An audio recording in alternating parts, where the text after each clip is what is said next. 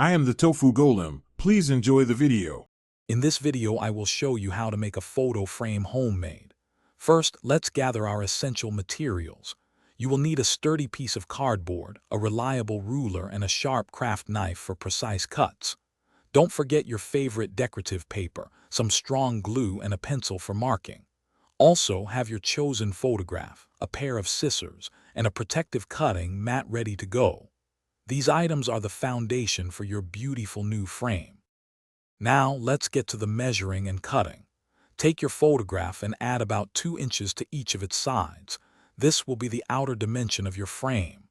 Cut 2 identical rectangles from your cardboard using these new measurements. On one of these cardboard pieces, carefully mark a 1-inch border all around the edges. This inner rectangle will become the opening where your cherished photo will be displayed. Precision here ensures a neat finish. With your measurements complete, it's time to create the frame's opening. Using your craft knife, carefully cut out the inner rectangle you marked on one of the cardboard pieces. This will be the front of your frame. Next, apply your decorative paper to both cardboard pieces, ensuring all edges are neatly covered. For a freestanding frame, attach a small cardboard strip to the back of one piece, folding it to create a stable stand. This adds functionality and flair.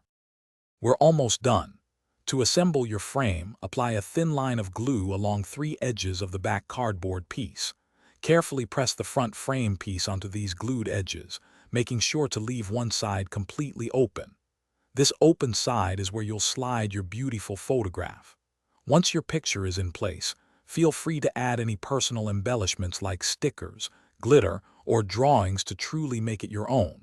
Enjoy your handmade frame. Thanks for watching. Consider subscribing if we helped you today.